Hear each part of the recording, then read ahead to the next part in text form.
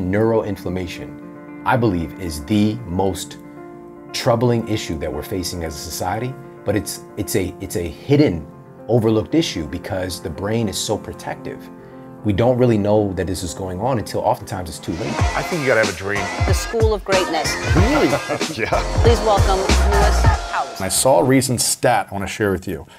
By Rand Corporation in 2014, nearly 60% of Americans had at least one chronic condition, 42% had more than one, and 12% of adults had 5 or more chronic conditions. I'm curious, from your perspective of all the research you've done, why do more than 60% of people have chronic inflammation and these conditions? Yeah. What's the kind of the root of this? Inflammation is an underlying component of a myriad of different diseases. But we don't tend to think about it because inflammation seems like sort of like a ghost in the machine. You know, it's like, ooh, inflammation. But it truly is, you know, if you look at the root word, you know, coming from the Greek and the Latin, it means to set on fire, right? And so there are these... Inflame. Like, right. And these are some of the outward symptoms we might think about. It's just like pain, swelling, bruising, burning, aching, those type of things. But there's a massive, the majority of the inflammation that folks are experiencing oftentimes go unnoticed. There are these little kind of chronic low-grade fevers or little fires burning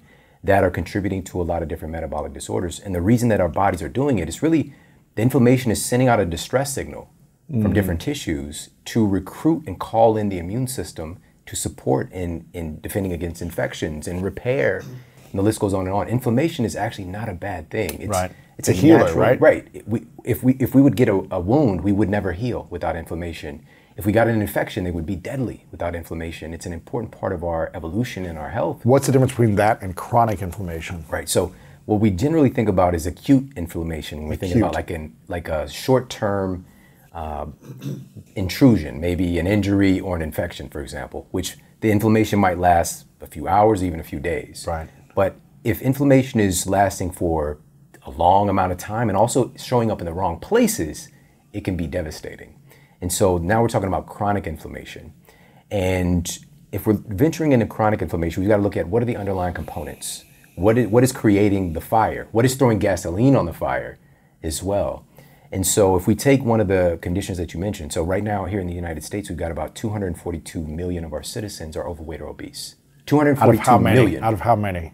Right around 330,000. 330 million? I'm sorry, 330 So million, 240 million. Yeah. Are so obese. We're looking at somewhere in the ballpark of 70 to even upwards of 80% How is of our that citizens. possible now? Exactly. That How should have be we the question. gotten this far?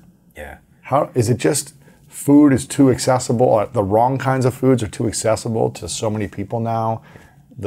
Social media, is it laziness? Is it why have we shifted from being a healthy nation, I don't know, probably 60, 70 years ago to an unhealthy nation? Yeah. It's really a perfect storm of all the things. So the first thing to look at and to ask is what's going on, because our genes expect certain things from us. Our DNA expects certain things to have healthy outcomes or healthy cell replication, healthy expression.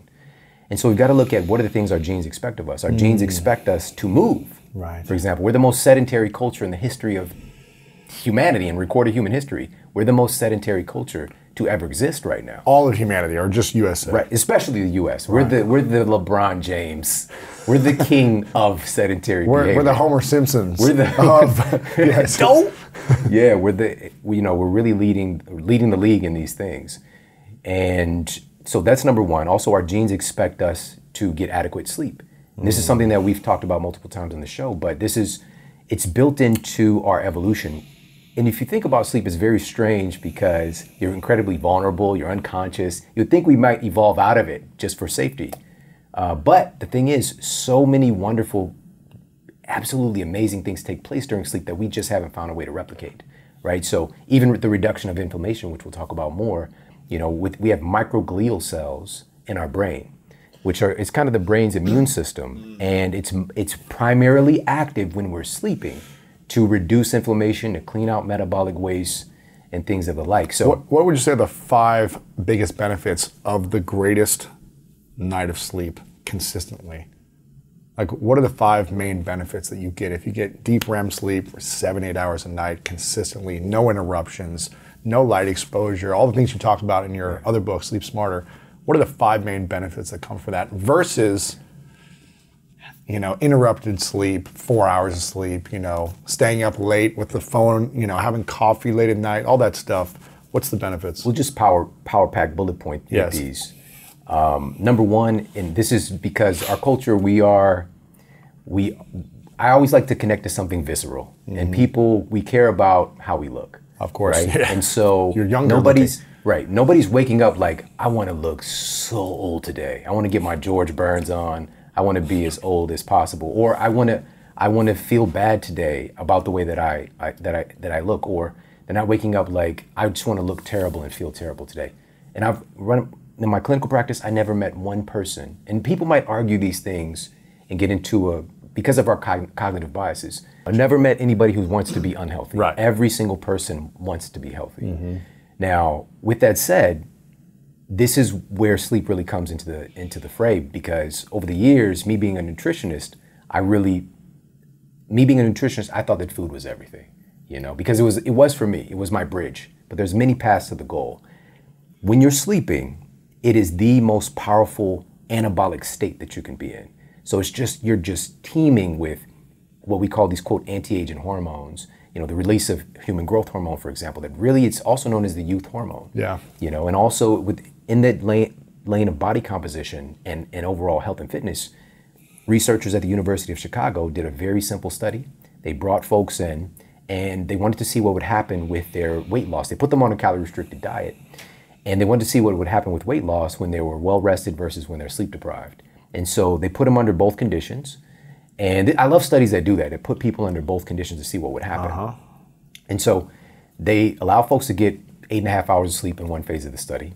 And they tracked all their metrics, their weight loss, et cetera. And then they sleep-deprived them for the other phase. So they was getting 8.5 hours, now they're getting 5.5 hours. Tracked all their metrics.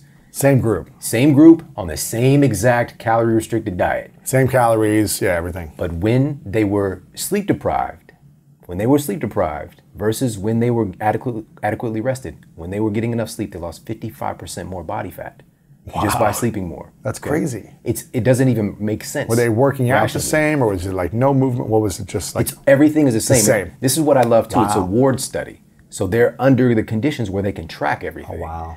Now, here's another part of the study I don't often talk about, is that they actually did biopsies. So they actually took The fat cells. to see what would happen with their fat cells under the different conditions.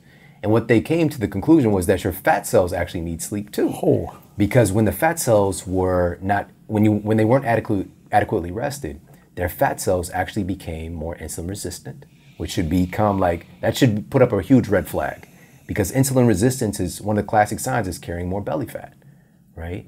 So the fat cells themselves, looking at them versus when you're well rested versus when you're sleep deprived, your fat cells themselves become insulin resistant. And it's just going to lead to downstream problems with your liver, lipogenesis, the creation of new fat, the list goes on and on. So that's just one thing. So number one. Number two, the cognitive performance.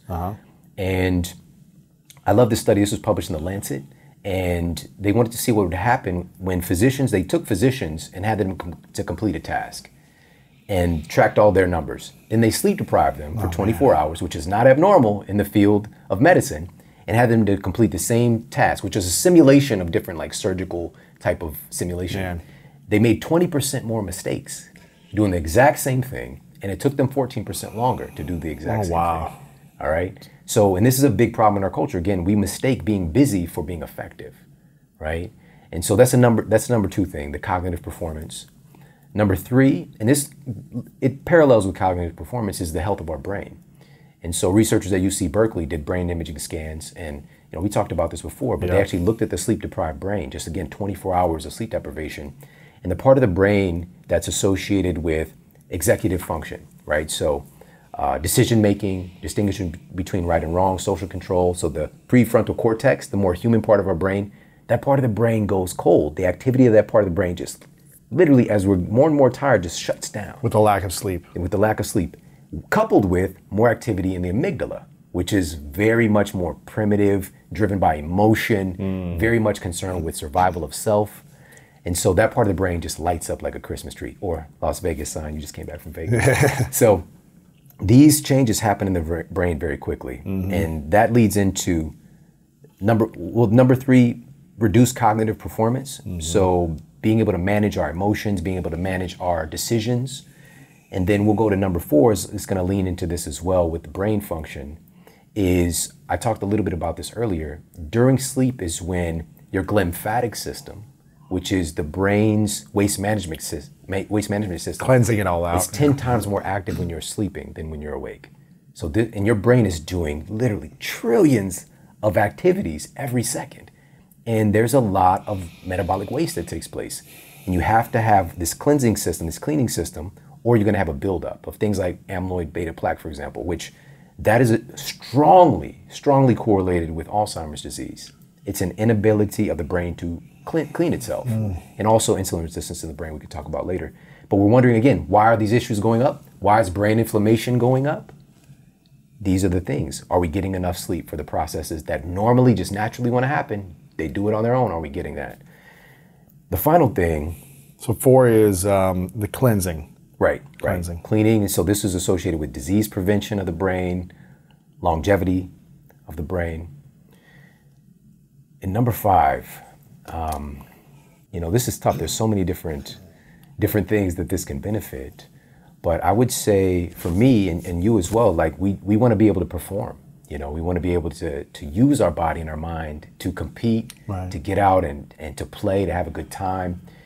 And one of the fun things I talked about in my first book, Sleep Smarter, was research that was done on basketball players, collegiate basketball players at Stanford. And they found that simply by increasing the amount of sleep that they were getting, not training more, not doing anything else differently, this shaved a full second off of their sprint time just by increasing their sleep. Wow. They significantly improved their free throw shooting and their 3-point shooting just by getting more sleep. All right. And these are things that we just kind of, on a periphery, kind of know that, but at the same time, are we utilizing it? So some of the greatest athletes in the world right now, sleep is a part of their training. LeBron James, it's a part of his training. Usain Bolt, same thing, it's a part of his training. Now, Serena Williams, the list goes on and on and on. These things weren't taught to us when we were in high school. No. It was just like, get up at 4 a.m. and lift. Yeah, right. Just go right into somebody. You know what I mean? Make a play. Keep your head on a swivel. But today, it's really built into the system. Yeah. Also, the strength training programs are built into the system, which is beautiful because, again, when we were in high school, it was very, some stuff was starting to take place with folks being in the weight room, but it wasn't a big emphasis. Whereas now, if you look at different sports, like a good friend, it's so weird for me to say this right now. This is like the coolest thing. I've actually got chills. Ozzie Smith, right? So having the opportunity to St. Louis hang out with icon, him. man. Icon. When I was a kid, my 2 idols were Ozzie Smith and Michael Jackson. Wow, yeah. And I tried to wear the Thriller jacket to school, and I got drove. That was not a good look. But Ozzie Smith could be my role model, and I wanted to play. I wanted to compete, to play baseball. And so I actually met him at the gym. And so he was there. I think he was probably in his mid-60s maybe at the time. But he was there getting strong. And he was one of the first, if not the first high-level elite baseball players to really embrace strength training way back in the 80s. Wow. And the reason that he did it, funny enough, was he tore his rotator cuff and he didn't want to be out. Like, this was back in the day where it's just like literally you do whatever it takes to get on the field, and he wanted to be there for his team. And so he just had to find out a way to strengthen everything around it. Because he didn't want to have surgery, he would have been out for a year at the time. And now, of course, surgeries have advanced tremendously since then.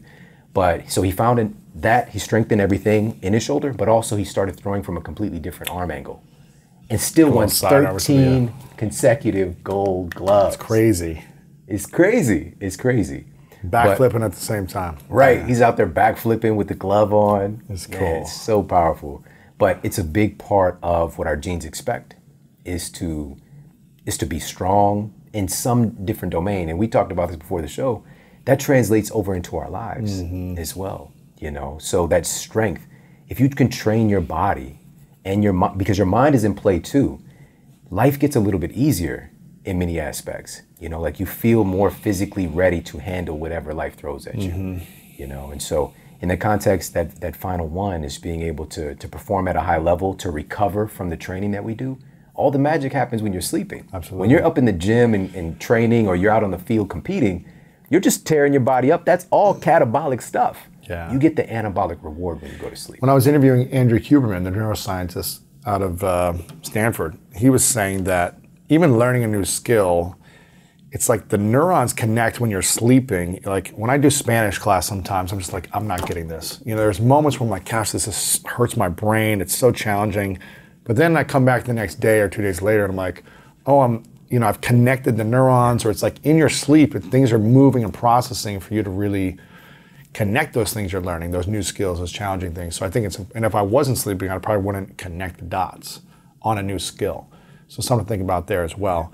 I'm curious about this. Have you seen a study around, or any research around, how our belief about our identity, how we view ourselves in the world, whether we think positively of ourselves, we have confidence, we believe in ourselves, or our lack thereof, we have a bad view of ourselves. Is there any research about how that affects the brain, our actual mindset of the brain and ourselves? Absolutely. Have you seen any of this? The number one driving force of the human psyche is to stay congruent with the ideas that we carry about who we are. Every thought that we think, every action we take is really correlated with who we believe ourselves to be. And this is why change can be so uncomfortable. You know, when we start to think things that I don't think that way, or these are things that I don't do, our physiology, this stuff really gets hardwired into us. And so it creates discomfort because we're literally going to start creating new neural pathways and potentially start to break down old ones. And a mutual friend, Dr. Caroline Leaf, man, I love her so much. And she's really brought to the forefront. And I talked a little bit about this in Eat Smarter in my new book, and how our thoughts really affect our biology, even how food affects us based on our beliefs about food. And so one of the biggest things to really come from her work that unfortunately it wasn't embraced, even though she's been in the field for 40 years, she really knows her stuff and has affected so many different lives. But it takes time for kind of collegiate training to change, for the books to change. But one of the big takeaways is thinking, your thoughts create your brain. Really? The process of thinking itself is creating your brain. And we think that the brain is, in and of itself, just kind of offshooting our thoughts. Now, we can absolutely have thoughts stored in our brain, but thinking is so much bigger. Our mind is creating our brain. So thinking is a part of the mind, is that right? Also the brain as well. It's both. Yeah, it's kind of within the brain, then we start to create, as she shares, I don't know if she did this with you, but she brings up the little trees and all these things. The branches. And so we start to create these, with a thought, little thought trees start to bear fruits. But we can supersede it. Your mind is bigger than just your brain. We tend to think that because everything is kind of up here, but our mind is in our toe as well. And our mind is just in our so gut. much. Yeah, in our gut. It's expansive. I just had Dr. Emran Mayer on. Yeah. And he was talking about the mind in the gut and how it's all connected to the brain as well. The gut brain and the brain, and it's fascinating. It's so fascinating. The mind is connected throughout your body as well. Yeah. So, for example, even our heart, within the gut, the human brain itself is just an absolute universe of neurons. So it's like 84 billion neurons, right? I was thinking about human cells overall. So we have about 84 billion neurons in the brain. We have about 100 million in the gut. All right. So this is like nerve tissue. It's like a mass of neural tissue in the gut. But the heart also has neurons as well. So it's called, and anybody can go to Dr. Google and look this up. It's called the heart brain. All right. So your brain, your heart actually has this kind of ability to think, and there's this electromagnetic energy that it's expressing. And there's a field also. It's called a tube torus that's been monitored, that's expanding beyond our body to be able to see this. And if folks want to check out the work from HeartMath Institute. HeartMath Institute, it is phenomenal. I've been, probably for about 10 to 15 years connected with HeartMath Institute. It's just absolutely phenomenal. So there's a field around the heart. Does that mean like quantum physics we're talking about, or is this something else? So what is this field? An energy field? We'll keep it real simple first, which is if we think about the electrical energy that the heart is kicking off, like when you're in the hospital, right? And you see the monitor, boop, boop. It's not reading the smoke coming off your heart. It's reading the electrical energy that's coming off the heart, right? So we got EKGs and things of that nature. So we can read the electrical currency that the body is throwing off. Wow. Your body is just teeming with energy. And there's even a form of energy that we generate. It's called piezoelectricity, right? Just from moving, we're generating energy and electricity. So just from a very simplistic level, the heart is kicking off energy that we can't see. That's the thing about it, right? It's emanating from beyond us. Even our skin is emanating energy. We just see a certain spectrum of light as humans. We see a certain spectrum of energy. How far does this energy go beyond the body? So the tube torus is, from Heart Math Institute's data and being able to measure it and monitor it, it can be upwards of, at last checked, around 8 feet from your body. And so now this is getting into some freaky stuff, all right? And I'm a very logical, analytical human, so seeing is believing for me. But then we get into, there's many things that are just, and also I'm very open-minded as well. And there's many things that we don't understand.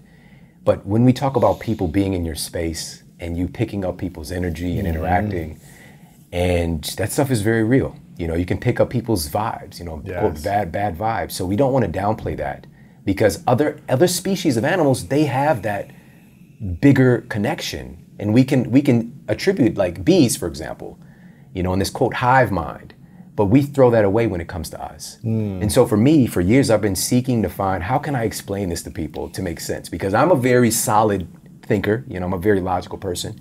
And one of the things I came across was Princeton University researchers. They found that they just took two strangers and they put them together and they had them to just chat. And they found out within a matter of minutes, all they had to do was create some rapport and their brain waves started to sync up. Come on. Their brain waves started syncing up just by having rapport and talking to another person. We start syncing up. And this happens all the time. What does that mean that we sync up? The brain is what? So it's like, again, this is expanding beyond our kind of normal concept of what the brain is. Because it's not just the brain, it's also the mind. It's controlling the brain, right? The mind is controlling the brain. Yes. The brain isn't controlling the mind. We tend to think that it's the brain that's running the show. But it's not. The mind. So what is the mind? Put Dr. Caroline Leaf's episode in with this one. She could dive in deeper on what that is. Right. From a more clinical aspect. However, I'll tell you this. The mind it's something that we're still having a hard time to identify what it is and where it's located. That's the thing. Where is it? Like here? Is it around here? But is it in it's outer definitely space? not in your brain alone. No. Your mind is everything about you. Everything about you. The problem is that we tend to think that the brain is the master controller. But it's not. It's not. It's What absolutely is? not. The mind is. Okay. The mind. And we still are trying to dictate what the mind is. It's so big and it's so beautiful. It's expansive. So this is the adventure of all this stuff. It's like we get to learn, we get to discover, but as soon as we think that we got it figured out, that's when everything starts to go wrong. And also it sounds like if the brain isn't optimized through sleep, through nutrition, through healing the inflammation, the chronic inflammation, if that's not optimized, your mind is not going to be optimized. Yeah. You're going to be thinking poorly, you're going to be acting poorly, you're going to be tired, all these different things. So if you want your mind to be sharp, you got to make sure your brain is healthy and recovered and healed. Is that what I'm hearing you say? It's true. If we're just going to be, again, looking at this from a very foundational, simple principle, it's much more difficult to think the thoughts that we want to think when we don't feel well. Right. When we don't feel well, we start to think bad thoughts. It comes together. It comes together because of so much of our biology is driving our lives, you know, how we feel. But this is the thing, and everybody's seeing this example. We can think externally of our biology. We can change our thoughts and change what's happening with our biology instantly, because every thought that you think has correlating chemistry that's released. Really? And Give me an also, example. So right now, your wife, in a loving way. Man. So I'm gonna start releasing a little bit of oxytocin, you know, a little bit of maybe a little dopamine, you know, a little serotonin in the brain. Yeah, which then releases. But it also depends on the thoughts as well. If it's some sexy thoughts, it might be a little adrenaline or epinephrine produced. You know, just like that, a little bit more aggression might come forward. You know, it just depends. But also, if for example we have a thought where something bad is happening right now, where we're thinking about, maybe we're worried about somebody that we care about. Maybe they've been in some type of an incident of some sort. But maybe we heard some news about it, but it's not true. Okay, so maybe we heard that somebody that we love got into an altercation, right? And we're just like, really upset, like, oh my, I can't believe this happened, I can't believe whatever, and we can start to produce these chemicals associated with that stress. So much more cortisol, right? So a lot of people know about cortisol. Cortisol is not a bad guy. We've talked about this before. Right. It's a big Too part much of our of evolution. it consistently Too much hurts you. Especially and chronically. So we start to release all these neurotransmitters, neuropeptides, hormones, all driving us towards worry, fear, anger, regardless if the situation is real or not. Right. That's the rub. We make it up. So we can think external. We can think beyond our current circumstances and change our biology. But if our biology is in a tough place, it's harder to keep trying to do that. So our thoughts shape our biology. Our thoughts shape Absolutely. our feelings, Your which thoughts create your body. Your thoughts create the body. So now we get into. Wow. I'm going to bring her up one more time. Yes. Caroline's work. She's great. Yeah. So we had a great conversation about that as well. And actually, an interview that I did with her, it came out recently, and we put our toes in that conversation a little bit more, because this is kind of difficult for us to think about today, because we've been so inundated with the genetic dominant theory that our genes are controlling our lives. And now today, of course, I believe just about everybody listening has heard the term epigenetics at this point, and how these are above genetic controls, like epidermis, like your skin, the outermost part of your skin. So epigenetics is controlling your genetic expression, right? And so humans collectively have got maybe 20,000, 22,000 genes collectively. But I think that that's gonna play out, and you're hearing it here first. I think that number is not quite accurate, but when they did the Human Genome Project, that's what they discovered. Right. But why are we so different? It's because of the expression of the genes. There can be 1,000 different outpicturings of one gene, and it could code or express what we would deem to be something negative. But even the negative things are trying to push us towards health. Our body is always adapting, trying to help us to survive. Trying to realign us and saying, this is not good, you need to pay attention to this and fix it. Yeah. Even with obesity, our bodies are trying to save us. How so? It's trying to save us. So, for example, when we bring in an abnormal amount of sugar, like the way that humans evolved, we didn't have access to sugar like that. Right. If you come across a beehive or something, like you're gonna risk getting stung to get some of that. All right. But today we've taken that. It's just here, eat it all day long. Everything. It's so remarkable how, and for me, it's a very simple principle of biology. When did we start getting sugar accessible in this country? What year or decade was this where it's like, oh, sugar's available now? Here's the beautiful thing. We've always had a hankering for sugar, like through our evolution. We go towards, fruit, like I said, and this, we'd go for those things, especially, but also is available for some cultures only certain times a year, for example. And so you would rack up on it as well. Yeah. And now this is an important tenet as well. And there's a reason for this. The human brain itself, if we think about the blood-brain barrier that protects the brain and only allows in certain things, certain nutrients, it only has gates for certain gases like oxygen. For water, only certain nutrients get into the brain. The brain has its own exclusive diet. But there are a lot of sugar gates. Your brain will gladly confiscate. Harvard researchers uncovered this. Your brain will gladly sop up half of the sugar that you take in a meal. You take 50 grams of sugar, 50% of that, 25 grams is going into the brain. Going to your brain. Where's it going? Does it go throughout all the brain? Does it go to a section of the brain? What happens? And it's just filtered throughout and you're just on a sugar high? Yeah, so even the term sugar high, like it's kind of funny, but that's not funny. Right. It's not funny because what happens is, so there are these protein gates that allow the sugar to transfer over through the blood-brain barrier into the brain itself. And yeah, because many of the neurons run off of glucose. So your brain is like, look, give me that. We got stuff to do. Well, let me take all of it.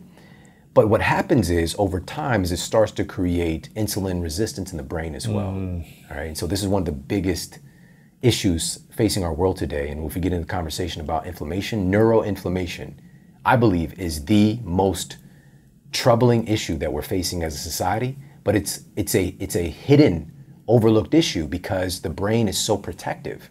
We don't really know that this is going on until oftentimes it's too late, because the brain itself, we talked about the symptoms of inflammation, pain, swelling, burning. The brain itself doesn't have pain receptors. So your brain can tell you about pain in your pinky toe or on your, pain in your neck, but pain within the brain itself, it doesn't have pain receptors. What about like a migraine or something? Is that not? Migraines are not the brain directly expressing pain. It has a lot to do with, now this is a little bit more complicated. There are some offshoots of things happening within the brain with migraines. Let me be clear. So let's just take the borderline. Migraines are different also. People who experience migraines, they know that it's different, but from a headache. But we'll just take that borderline experience, maybe like an acute migraine or maybe a tough headache.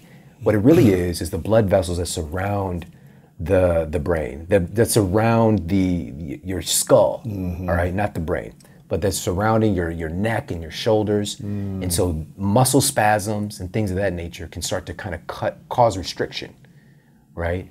So, but there can be some electrical storms taking place in the brain for sure. Interesting. But anyway, so the brain itself doesn't experience pain. So this is why, for example, there's, you can have a brain surgery and not literally feel like, it. you You're can be awake. awake, and it's That's just like nuts, isn't it? Yeah, it's so weird. Wasn't there someone who was like playing violin on a brain surgery that like Yeah, opened I the saw head that, and it was yeah. like to see if she could still play or make sure there was. That's like some Total Recall stuff. That's crazy, right? man. Where's Yeah. Arnold? That was crazy. Some like it's amazing, man. But these are really overlooked simple principles. But going back to that tenet of inflammation. So if the brain can't experience the pain, how do you know when it's on fire? How do you know when it's inflamed? the brain. You don't know. Yeah. Until it's too late. You don't know. But there are downstream symptoms. I'm feeling this in my face, my arm, my back, like something, my gut doesn't feel good. There might be a And it's signal. that constant superhighway of the brain-body connection, right? So these researchers at Albert Einstein College of Medicine, they found that neuroinflammation is a double-edged sword for nutritional diseases, metabolic diseases. All right, so What does that what that mean? means is inflammation in the brain is one of the primary causative factors of obesity. So And- when you have inflammation in the brain, you're more likely to be obese. And obesity is a causative agent for neuroinflammation. So they both hurt each other. So you're getting into this double-edged sword or vicious circle.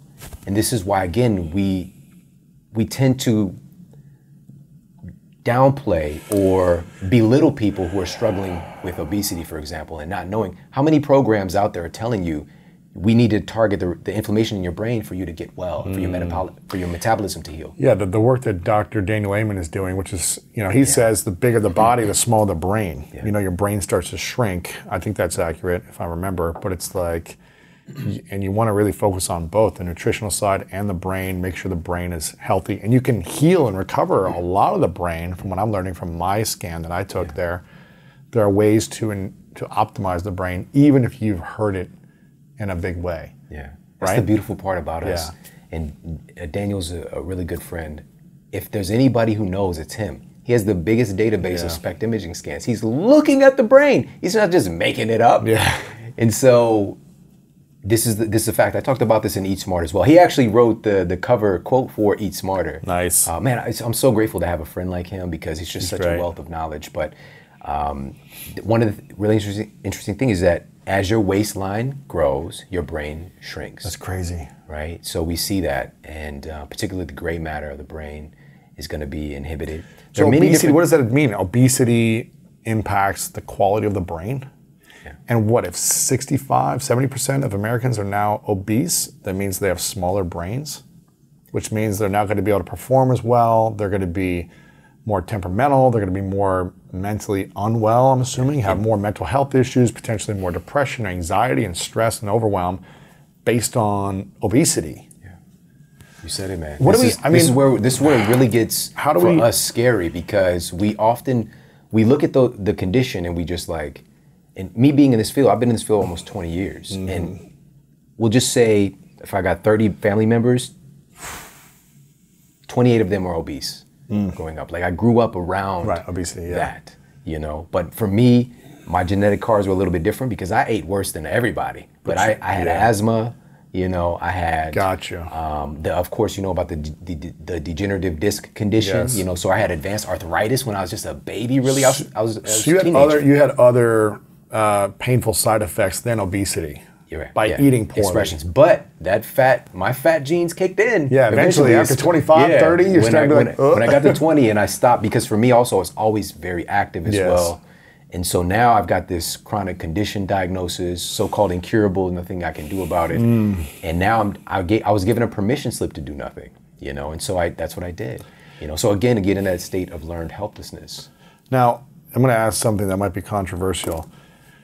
There's a big movement of the accept yourself, self-love, no matter how big you are, small you are, like just love yourself where you're at.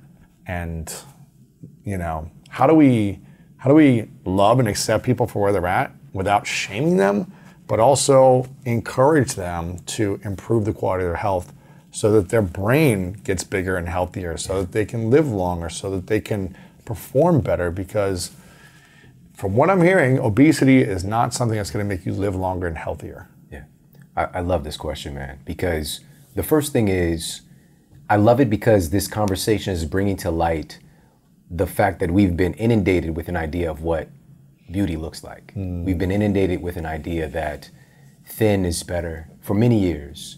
We've been inundated with an idea that you've got to look a certain way, you've got to have a certain complexion, certain eye color, whatever the case is, to be the epitome of what beauty is. And humanity is so beautiful, so diverse, and so gorgeous, so magical. You know, there's so much beauty and expression, and there are cultures that are just thicker than a Snicker by nature. Right, you know, right. if you talk about, you know, folks, you know, Polynesian cultures. Polynesian culture, for example, incredible athletes, and they just right out of the gate, it's going to be a little bit thicker. But that's beautiful. It can be beautiful. It can be healthy. It depends on your genetics, on how much weight you carry and how healthfully you can carry it. You maintain your insulin sensitivity, the health of your brain, the longevity, the list goes on and on. There are different, and this is one of the things that I really brought to the fold with Eat Smarter, is your unique metabolic fingerprint. And a part of that metabolic fingerprint is honoring your genetics, right?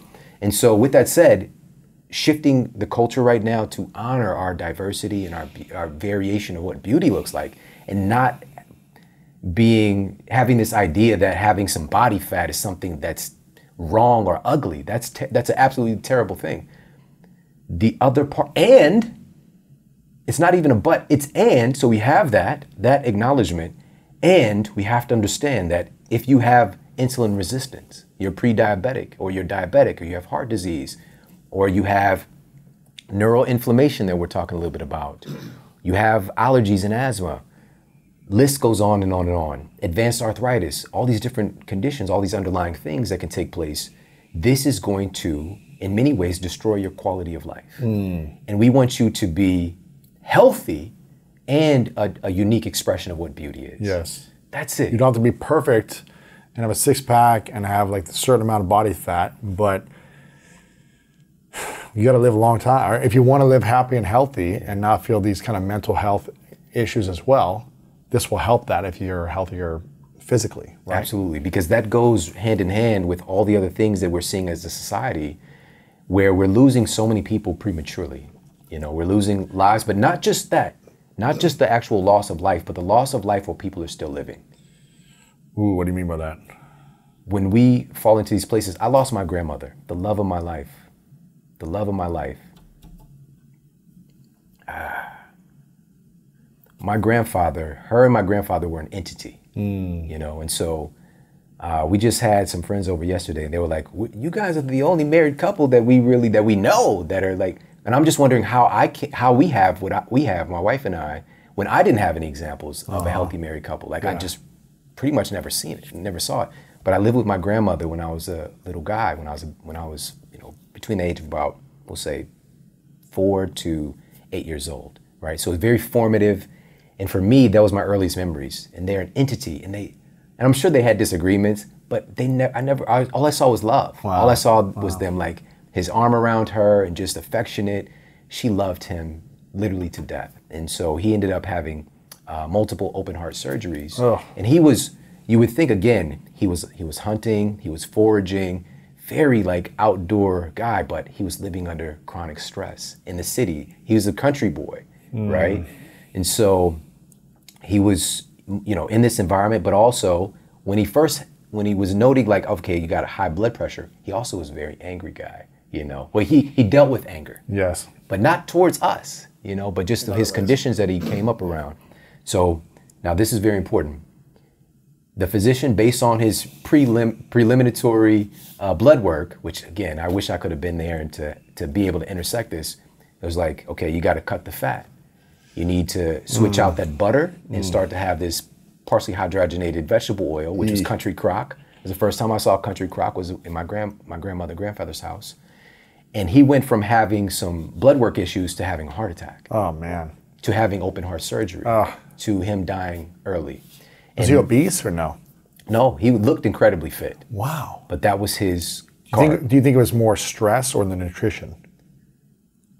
Primarily stress, I feel. Stress, and then also the nutrition that was added in on the recommendations of... Didn't help. Right, so we're going from something that's, quote, natural, that humans have been having for centuries, to something that was brand new and invented. Oh, you know, and all the fat. I remember my grandmother getting him like the low-fat peanut butter. And I remember once I got older, I went to their house, I looked at it, it said fully hydrogenated vegetable oil in the peanut butter. And so it's like it's basically exposing it to more hydrogen to try to extend the shelf life of it. It kind of makes like in a strange way, a vegetable oil plastic out of it in a sense. But anyways, so bottom line is this, and I'm glad I got a minute to talk about this because it's tough to talk about, but she was around for a while. She was there at my wedding. I felt like she stayed. Wow. I felt like she stayed to make sure that I was in good hands, you know. Wow. But shortly after that, she died from an overdose. She was depressed. I didn't know. Really? And you know, what the story goes, you know, I don't know if she did it on purpose or not, but you know, she took her medication and she died. Shortly after the wedding, or? Yeah, it's not too couple long months after. or Maybe something. you know, maybe a year later. Yeah. But you know, I lost the love of my life outside of my wife to depression. And you know, when he left here, like really her identity was so tied to him. Man. You know, she loved him so much. Man. Yeah, so when I'm talking about this stuff, but also her health was going down as well. And I'm just now really starting to hit my stride in understanding this field and helping a lot of people. And, you know, I didn't know, like my grandmother had diabetes, she had this, that issue. She had like the whole pill cabinet. Oh man. And for me growing up in it, it was normalized, you know, and yet we're treating symptoms. And so when we're not in a good state of health, the depression, it can be more invasive. Yeah. It can be harder to deal with. They come together. So hard to deal with. My point it's hard to get out of it. Yeah. My point that I want to share is when we're venturing into these outward states of inflammation, because even our fat cells themselves are an inflammatory factor. They're putting out a distress signal that's letting your body think in a sense that you're infected. And the fat cells themselves are creating inflammation, right? If we talked about that again, that systemic chronic inflammation, it's just literally checking all boxes for a bad event to take place. Whether it's depression, which depression, now we've got sound data on it having an inflammatory component, depression, heart attack, stroke, dementia, the list goes on and on and on. And a big catalyst for this, about 400,000 people die each year from obesity-related conditions. Really? And it's just a footnote. Is that like they have type 2 diabetes, or they get stress, or they have heart attacks because of obesity, or what are those main? So these are comorbidities, right? So these are comorbidities. They're obese, but they die from something else. Right. But that's there. 400,000 people every year? Every year, yeah. You think if they weren't obese that they wouldn't die? The obesity is it's kind of fueling the flames of the inflammation, for example. It's fueling the flames of the metabolic dysfunction. Right. So you could still look healthy and die of a heart attack. You hear that sometimes where it's like... But today it's the exception, not the rule. Right. The majority of the time, right. it's related to being overweight and or obese. it's probably with stress or some type of like inner you know, stress. Maybe you don't look unhealthy, but inside you're not able to deal with anger or resentment or stress or shame or whatever it Your is. thoughts are creating chemistry in your body. Man, crazy, isn't it? It is. It's powerful, man. It's powerful. But, you know, this really ties in well with this topic of cognitive function. Yes. Because we talked about neuroinflammation, but specifically the researchers were indicating hypothalamic inflammation. So What's that's that? inflammation. The hypothalamus is, it's really been considered the master gland of the human body. Where in is many it? instances. So it's in your brain. Okay. It's in your brain, but so I think the best description is the hypothalamic pituitary adrenal axis. So we've got this HPA axis, and there's so many other glands upon that axis, even the thyroid. And so the hypothalamus is kind of like in the boss's office in a sense, right? But I would argue that it's not necessarily the boss because everything is working together. Mm-hmm. But the reason that it's considered a master gland is that the hypothalamus integrates your endocrine system, the production of all your hormones, with your nervous system, which is like sensing your environment, your internal, external environment, Wow. based on that data and that feedback, integrating the two. And your hypothalamus is also controlling even calorie absorption. It's in constant contact with your gut. And so the vagus nerve is linked up here as well.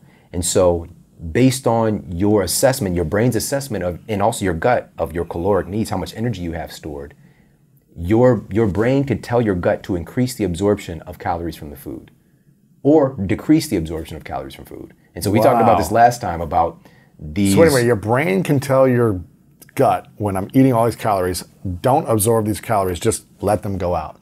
Yeah, in a Essentially. sense, it can Or down regulate it, or but it's not take going to on- be like you can just eat a donut and you don't absorb anything. You know what I mean? That'd be amazing. Could your mind actually do that though? Do you think the mind Anything could is possible. control and Anything say, is possible. I'm going to have 1,500 calories right now with this ice cream and donuts, and nothing is going to be absorbed in my body. It's going to go out to me, and you just manifest, you just decide and declare, no, it's not entering my body. Didn't you firewalk?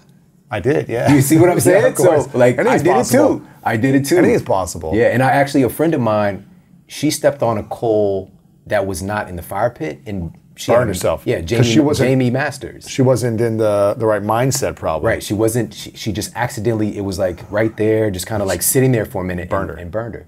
But anyways, and we walked across that stuff, man. So hypothetically, it could happen. Right. But here's the thing. Let's dive in a little bit deeper on what that Yes. looks like. Elia Crum, out of Stanford at the time when she conducted this study, she wanted to find out how our thoughts affect our digestion, how our thoughts affect how we assimilate nutrients. Give it to me. All right? And this is called the milkshake experiment. Ooh, I love a Okay. milkshake. Love a good milkshake. So they blended up a batch of milkshakes, and they were all somewhere around 380 calories. And I detailed this in Eat Smarter a lot more. So it might be 360, but I believe it's 380 calories. Now, so all the milkshakes are the exact same amount of calories, they're the same level in the same containers that they're passing out. Now, here's the thing. They take it, and now they put labels on them that they are different amounts of calories. On one set of milkshakes, they put that they're 180 calorie sensible milkshakes. Right. All right. And then on others, they put that this is a 620 calorie indulgent Oh my milkshake. gosh, but they're all the same They're all the calories. same. Oh my They're God, all the this is same. fascinating. And so here's what happened. Well, I think we got to get a little bit of the kind of endocrine biology here with basic satiety hormones. So leptin and ghrelin. All right. So leptin is a major satiety hormone. Makes us feel satisfied. We feel we're in our body. We're not ravenously hungry. Right. When leptin is level, and also leptin sensitivity. It's a whole other conversation. So we got leptin, satiety hormone. Then we have ghrelin, which is a bona fide hunger hormone. All right. But it's more than that. It's more than that. It also has to do with our metabolic rate and other things too.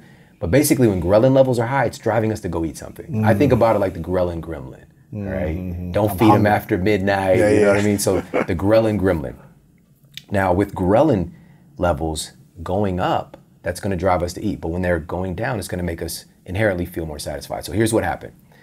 The people who were given the quote, indulgent milkshakes that were, again, they were Higher calories, same calories. They thought they were higher. This is nuts. Their ghrelin levels went down 3 times lower What do you mean? They were less hungry? Their ghrelin levels, their hunger hormones went down 3 times lower than what they actually consumed. Their desire to be hungry went down. Right. It went down 3 times lower. That's crazy. Okay. Right? Just because they thought they were having a lot of calories. Yes.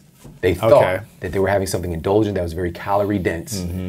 The people who had the ones that were labeled, 100 calorie Sensa shake, their ghrelin levels barely budged. It just It's like stayed they were where it having a was. glass of milk and they were just like, I need some more. Like what? It's like they had water. Water. Wow. And they're like, soon after they're going to be Pour hungry back again. up. Yeah. Because they believed that the calories were lower in that particular item.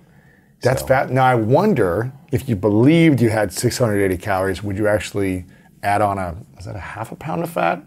Or like a half a pound? This is on getting the scale? This is getting into the metabolic effects because it's not just about calories. And we talked about this last time. There are these epicaloric controllers. And I detail all of them in Eat Smarter. I detail them. But we talked about how the type of food itself controls how your body holds on to those calories or burns the calories off, right? We also go through how your metabolism works, how the process of fat loss actually works. Like where does fat go? We talked about all that last time. But so there's these epicaloric controllers. One of them is your brain, for example, but also beyond that is your beliefs about what you're eating because it's going to change the hormonal cascade. Gosh, that's crazy. Right? So give me an example. If I believe what I'm eating is high in calories, is lots of sugar, is, bad for me, and I think this is really bad for me. That's terrible. Yeah. That's terrible. So when you're eating this and saying this is horrible for me, I'm just gonna keep eating the donuts. What should you be doing when you know you have something that's not the healthiest, but you're enjoying the sugar and the cheat That's of the it? thing. That's the beautiful part about it. It's like Enjoy it. For me, being in this space and why I found, I think, a really great lane where we saw so much success with all the patients that we're working with is because that nothing's off limits. Nothing is, we get into this giving food morality where something is bad. And if you're eating a food that's bad, oh man, what does that say about you as a person? Right? So I'm eating this bad food, I must be bad. Oh man, I can't control myself eating this and We get into these really complex psychological... Shaming ourselves. Yeah. So when you're gonna eat the not optimal foods, just enjoy it. Just enjoy it. I'm gonna enjoy this, I'm gonna have fun, taste good. The best time to eat something that we would consider like a treat or like, we'll just say pizza or ice cream, cake or donut. Yeah. Is when? It's when we're feeling good. But we tend to do it when we're feeling it's bad. so true. It's when something's not going well in a relationship So or it's something at work. We're like, I just want to. It tends to compound the issue, but also they can be, if it's done with intentionality, it can be a part of the healing process. That's the thing too, because again, we get so black and white with stuff like, you shouldn't be doing this, shouldn't be doing that. It makes us humans, we don't like rules in a sense. Like it makes us want to rebel against the thing, and so it can be a part of the process, but we have to maintain integrity. Because for example, carbohydrates, it's really interesting that, and I actually did a masterclass on this on my show recently, talking about natural, clinically proven ways to increase serotonin production in our bodies. And so serotonin it's a dual hormone and neurotransmitter. So it has multiple impacts on our endocrine system and on our nervous system.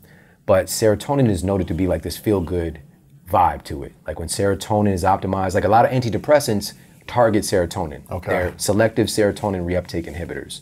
But it's not making you produce more. It's just trying to reduce the metabolism of it so it stays in your system longer in a sense. But that's a whole other thing. So bottom line is this.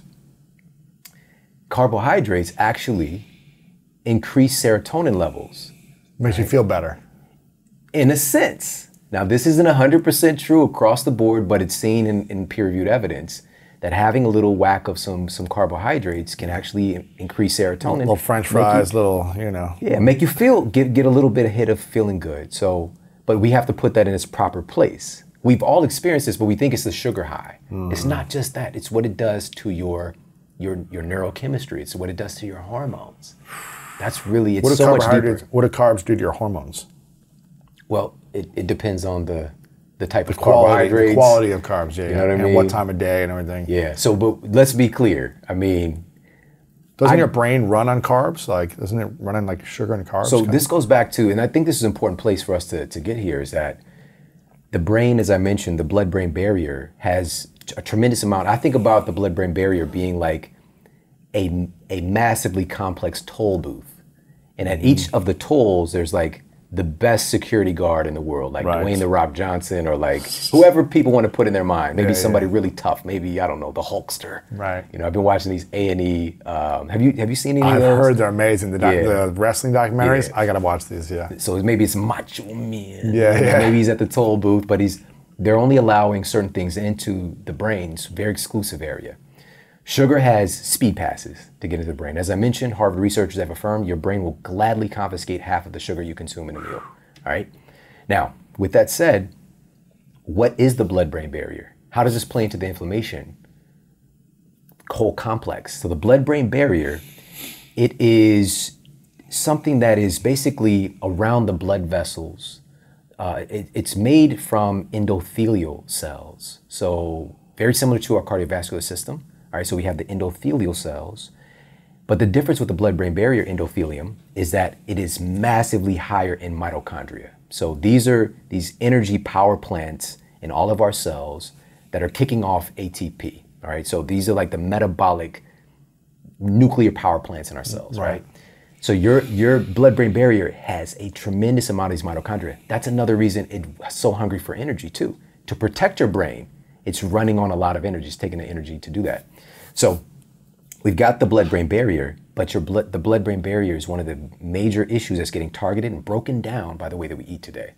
So now stuff is getting into the brain that shouldn't be there. Really? So now the question is, what is causing the breakdown of the blood-brain barrier? I'll give you a few of those things. Yes. And creating more inflammation in the brain. One of them, as we already talked about, is sugar. Rampant amounts of sugar. And I want to be clear, I'm not trying to demonize sugar. And some people might be like, you should demonize it. It's a part of our culture. And we don't want to make it so that something is inherently terrible and this treacherous thing, and something else other than is the best thing. All right. So we know that sugar is not ideal for human consumption, this heavily refined processed thing. We know that, okay? That we can look at things as good and not so good. It's not so good, all right?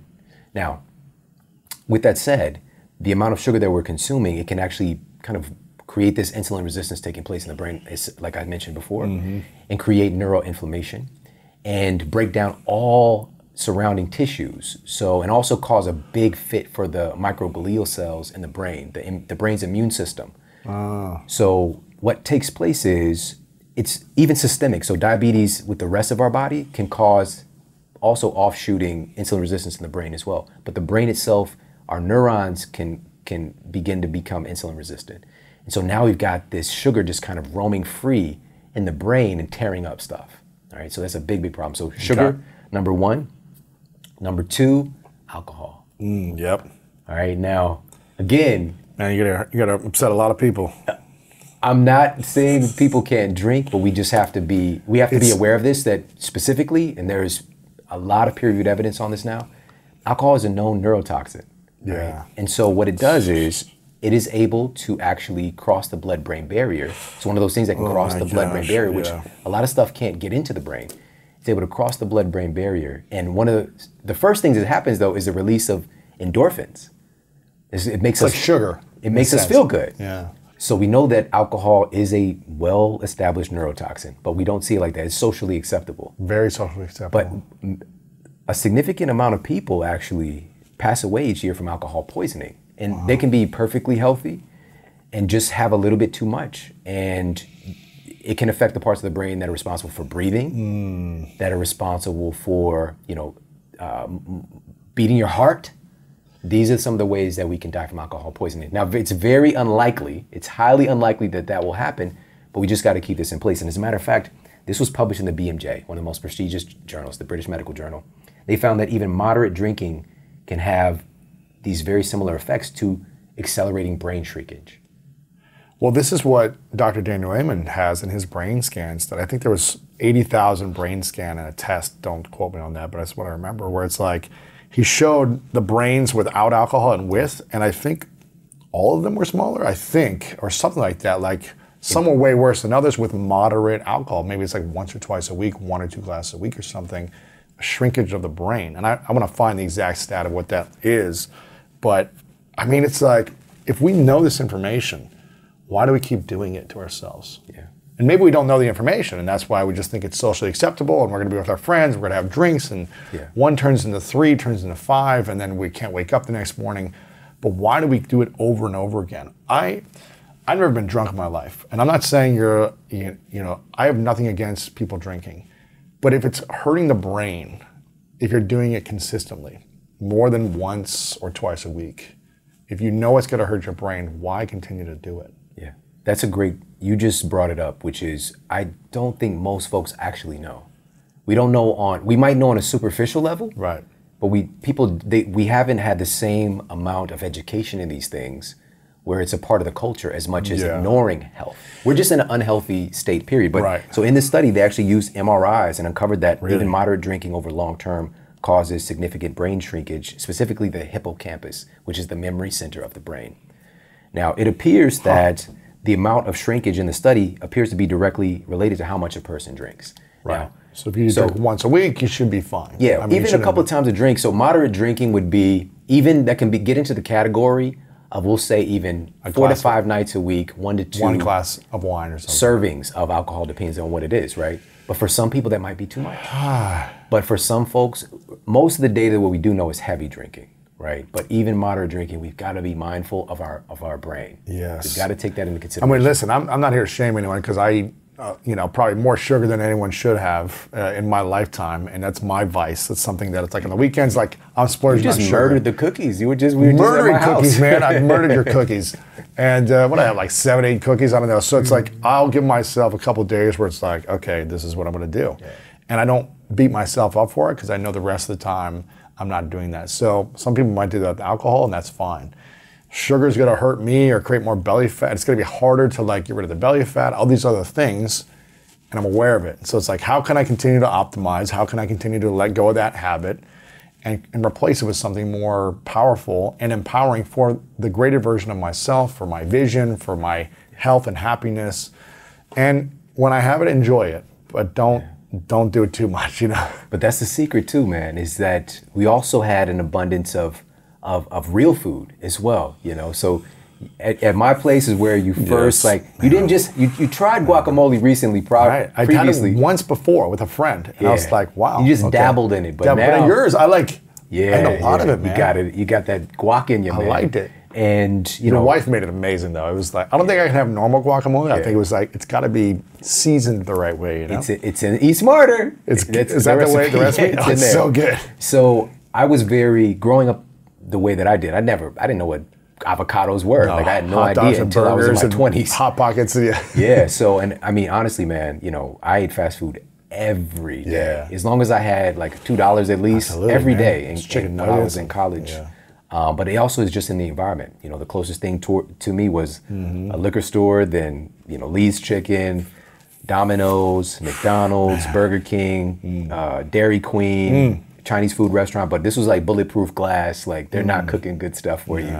Arby's, Krispy Kremes, Jack in the Box. This is all within like a mile radius of my house. And that's not even all of them. Papa John's, everything. I can go on and on and on. Yes. In multiple directions. There wasn't a gym around me.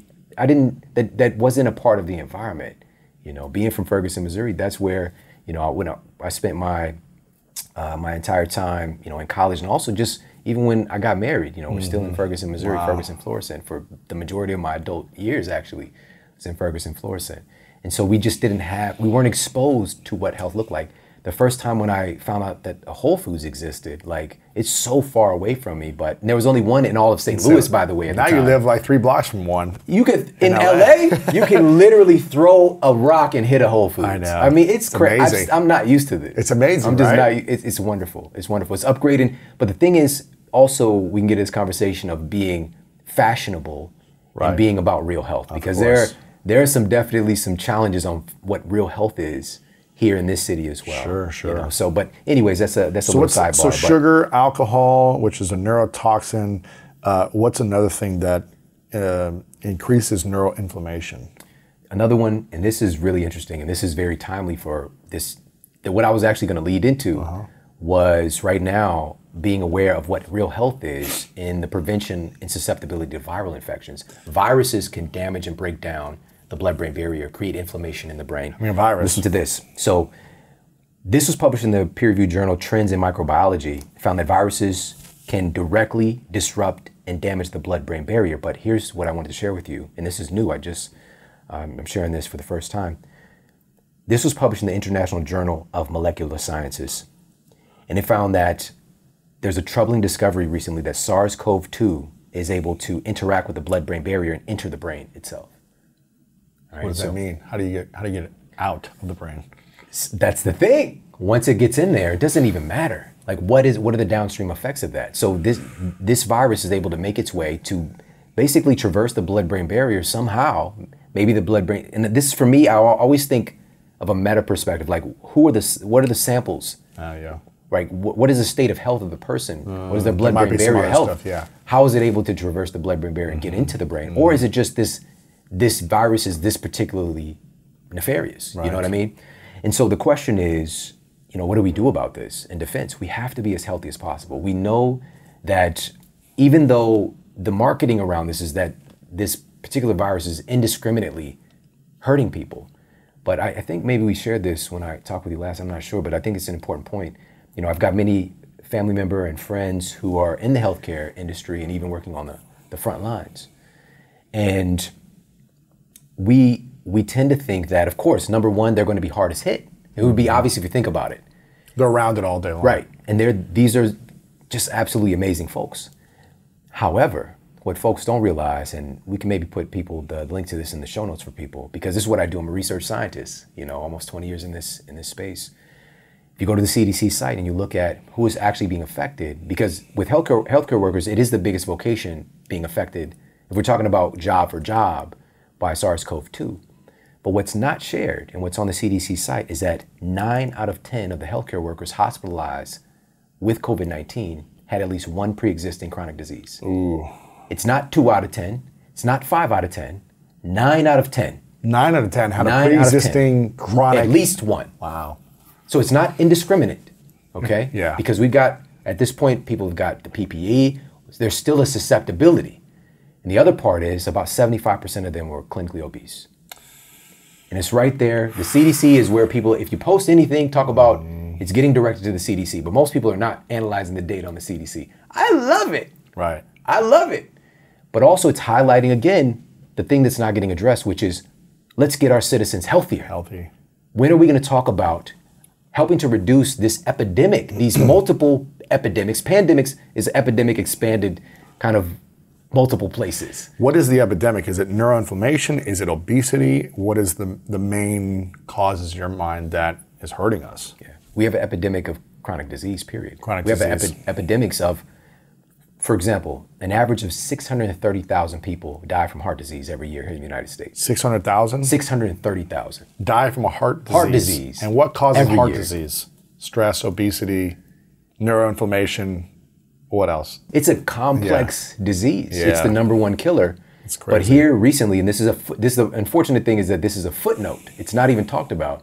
2020, when SARS-CoV-2 was the headline, almost 700,000 people died from heart disease. It jumped up significantly. Really? Because of the stress. Because of all things, all of it. Wow. Absolutely. Stress, disconnection from Loved family. ones. Yeah, wow. We're eating worse than we ever have prior to the pandemic. Because I was there, I was analyzing the numbers right out of the gate. The first couple of months, I was looking at processed food companies. I was looking at their profits. Oh, they're probably spiked. One company was about to go out of, one of the big ones was about to go out of business. And then- they're filing for bankruptcy. COVID Shut saved them. up. Gyms closed, people People not weren't working exercising, out. people So not sitting getting around out. home, you're getting Postmates or you're getting Uber Eats or Yeah. whatever it is We delivered are to you now all day. far worse. We are now far sicker and more susceptible to viral infections than when it all started, because we still have not focused on health. And we can do all the superficial treatments. We can do the distancing, we can do fill in the blank. Right. But we also, because we were in fear, because people were so influenced by what the quote experts were saying, we could have also said this is an important time for you to really make sure that you are getting your sleep, because your sleep is a primary controller of your immune system. Even with medical interventions and people taking an array of drugs, whatever Yes. type of drug they might be, whether it's a oral medication, injectable, and their ability to actually prevent the disease dramatically goes down when people are sleep deprived. When they're sleep deprived. Wow. Yeah, because your immune system it's largely regulated. The vast majority of our immune system is located in our gut, for example. And one of the things that we've noticed is that there's even a changing of the guard that takes place with our microbiome, even as the day goes on. The microbiome is so easily influenced by small things. I mean, if you sneeze, like your microbiome is going to make a shift, you know. But when we're sleep deprived, there are some really negative things that take place. And one of the studies that I actually mentioned is they took test subjects and they wanted to see what would happen when they just cross a bunch of time zones and see what would happen with their microbiome. And so they took stool samples, you know, had them poop in a little nacho basket. That's how we do it. We could send you one in the mail. You could send it in and get a stool sample done. But they took stool samples and they analyzed their microbiome cascade. Because one of the things that we know today is that there's a microbiome cascade that's associated with obesity, insulin resistance. Interesting. So when people in my clinical practice, they can get a stool sample done, I can get the report, I can have a high probability of knowing what their body composition is just based off their bacteria cascade, whether or not they're obese. And so we know this now. And so what they did was, and these are healthy test subjects, and then they have them cross a bunch of time zones and they retest them. So it's like a 10-hour time difference. And they found that the bacteria basically get this kind of very strange jet lag. Really? And their bacteria cascade started to shift more towards one that's associated with obesity and insulin resistance just in a day. By traveling across time zones. Just in one day. So what should we do when we travel across? Because also, I didn't mention this, their sleep is disrupted as a result. They're not sleeping because of it. Right, Yeah, so their sleep is sleeping disrupted less. as a result. But the good news is, just by them getting back onto a routine, within a couple of days it normalized. So we can get better, but we know how quickly things can go wrong. And this is another big part of this equation, because there was a lot of pushback happening in the beginning, you know, even with many of my friends and colleagues who are just at the top level of the health space, of like, well, you know, we just have to do these superficial things because we can't get people healthier overnight. And here we are, we're going on 2 years here soon. Right, we're about we're over a year and a half into this, and the conversation has not shifted to getting, what are some of the clinically proven things, simple things people can do to fortify their immune system and help to reduce their risk of chronic diseases, because we know that is the number one thing. What are those It's the number one risk factor? factor. Sleep, healthier foods, fasting, I'll give intermittent fasting. you an example. More water, what's the? Based off peer-reviewed evidence. So researchers at Appalachian State University found that simply just going for a short walk, In nature? Or instantly, just anywhere, just go for a 20, 30-minute walk, boosts your immune parameters, most notably for neutrophils and also natural killer cells. Wow. Right? It's a temporary boost. Yeah. But what if you're doing this consistently? Like, America, make sure that you wash your hands, socially distance, but also make sure you get in your 20-minute walk today, America. Right. We can create an absolute transformation in our culture because people will do it. Get 1,000 steps, right?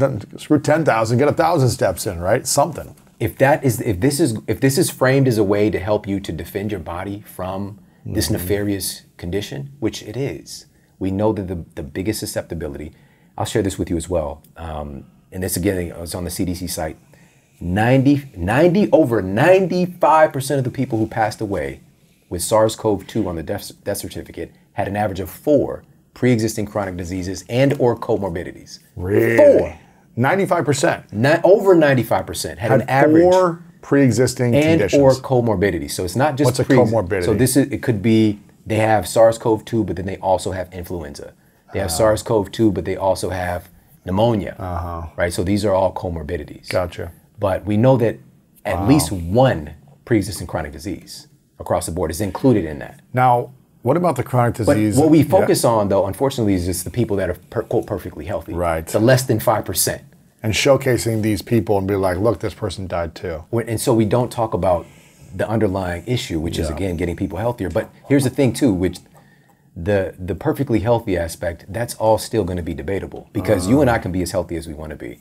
If we are in a state where we're really stressed, we're in fear, we are, in a position where we are sleep deprived temporarily, our immune system can absolutely get trampled on. Heightened or and it's whatever, going to yeah. increase our risk, our susceptibility to viral infection. This is what I was mentioning to you about. When I was a kid growing up, my dad wouldn't allow us to, he would turn the TV or he would mute it if there was ever medical commercials on. If there was ever drug commercial, things like that, or alcohol. He actually would mute or turn the channel so that we wouldn't be susceptible to all the different messaging of the medical industry. If you're feeling this, if you're feeling this, you need X, Y, and Z medicine. And he really believed that that was causing a lot more fear in us kids when we would consume and watch this commercial, this messaging, this influence over and over, because it was pretty much every other commercial was like a drug commercial, from what I remember. Because he was always turning it off. Yeah, he was always turning the channel because he wouldn't want us to be consumed by fear. What about the chronic disease, if that's even considered that, of fear in the country and in the world? You know, we could be as healthy as possible, but if you have fear in your mind consistently thinking, I'm going to get this, or I got to protect myself, what about eliminating fear? How do we do that? I love you. This is why, like, this is Let's going go right greatest, to, baby. listen, I have not shared this yet. Bring it. This is from the CDC. And so they were looking at 5 million, almost 5 million, 4,899,447 hospitalized adults and 540,667 patients with COVID-19, of whom 95% had at least one underlying medical condition. But let me tell you the strongest risk factor for death when they actually contracted the virus. The strongest risk factors for death, and this is according to the CDC, and these for folks listening and even watching, some of this stuff is seeing is believing. So we've got to put this in the show notes for people to be able to analyze you can see the actual notes from the CDC. You can see the study. Yeah. The strongest risk factor for death, number 1 was obesity, which we've already talked about. Number 2 was anxiety and fear-related disorders. Oh my gosh. Number 3 was diabetes with complications. Oh my gosh. The Fear and second- anxiety-related issues. Wow. That was the number 2 reason for death. Number 2. Based on the CDC. Number 2, risk factor. Risk factor. Associated with death. Oh, wow. Risk factor. Okay. Man. And how much of that has to do with the brain and mindset? Nobody's talking about this. What happened during the past year and a half? Oh my Has our gosh. fear levels gone up or down? Oh, in general, up. Exponentially. Yeah. Exponentially. And this gets into the place of ethical information, with the media. Wow. And, some folks might have seen some of the exposés done on, some of the news organizations getting caught on like a hot mic, for example, and admitting that they're putting the death toll. The CNN, I think, or something. I shared that. I was saw like that. the first person. I packaged it up. Now, I didn't do the report though. Right. But I just created like this viral thing because I did some of the science behind what was happening as well.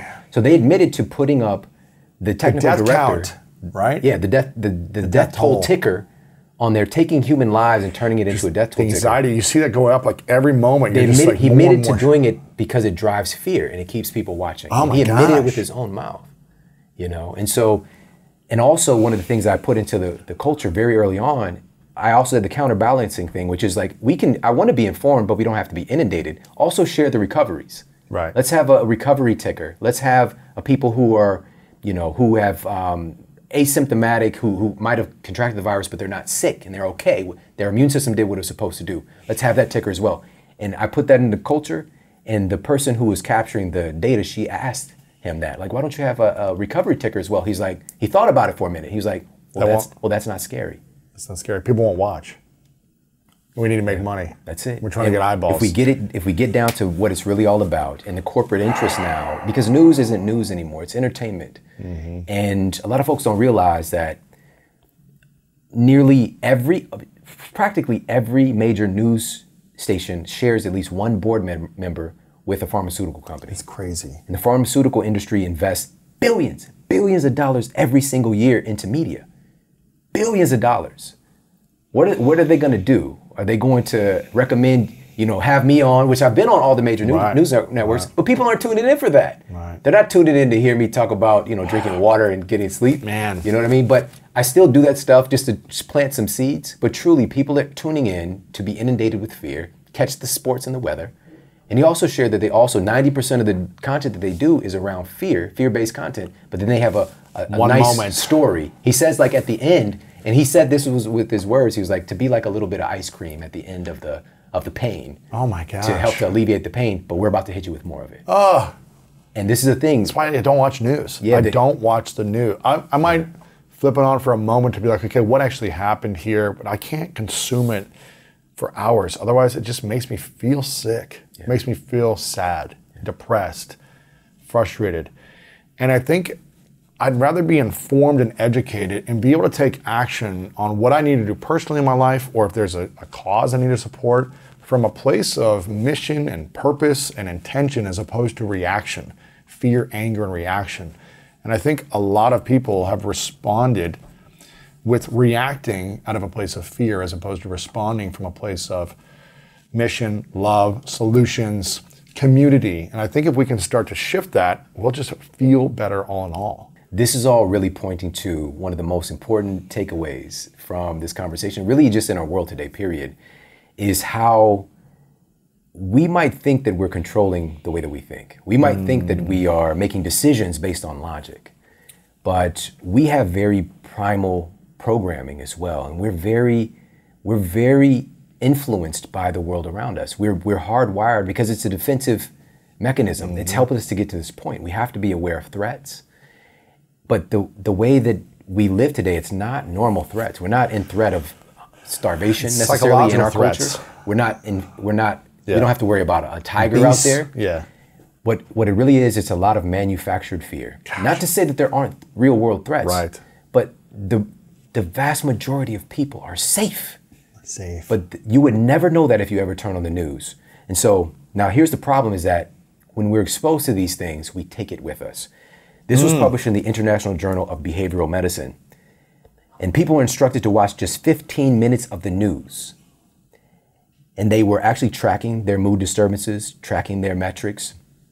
And they ended up having increased levels of anxiety and mood disturbances. But that's nothing. Here it is. The most shocking part is, even after distracting them with another activity after watching the news, they were not able to return to their baseline levels of mood. They picked up that anxiety, They carried mood it. disturbance, and they took it with them. Wow. That's the thing that we don't really think about, is that it really does, especially if it gets deep driven, it starts to change our chemistry. It changes our biology, and it also can change our brain, because we're thinking thoughts when we're seeing that stuff. How thinking and thoughts really get created is, it's like taking something that you don't know and connecting it to something that you do know. So a fear thought, a strong fear, is going to connect with a lot of other fear instances that you have already in your filing cabinet. Other fears. It's going to stack. It's going to start stacking. And we tend to see this happen, like if we play this out in relationship context, like if you get into it about one thing, it gets tied to all the other problems that you have with the person. Right. It's one of the, but we can use that for our good as well, and understanding how we learn stuff. And even how I teach, I like to take something that people might be aware of and then connect it to something that is new. So in Eat Smarter, I take people through and teaching them how the fat loss process works by giving an analogy of going to the movies. Right. You know what I mean? So, but on the other side, if we're not aware that this is taking place, that we're getting this exposure of fear, it's changing our neurochemistry and our perception of everything. It's coloring the way that we see the world, and it's connecting to all the other fears that we have. Not all the other fears, but other fears. Especially when we're talking about imminent death, for what the media perceives, the reality is very different. Now, this is something that we definitely need to be aware of, be cautious of, because even the origin of it is complicated. There was a time where even if you talked about the origin being other than what was disseminated in the beginning, people were getting censored and all this crazy stuff, and we're not having logical, rational conversations about science. That's not science. Science is open. Science is constantly looking, and this is the key. This is going to sound absolutely nuts. And a big reason why I feel that I'm in this space at this level is because I'm willing to be wrong. Like I'm coming into it, hoping you're wrong. Yes, I know that I have a cognitive bias. I know that I have cognitive biases towards what humans have done the longest.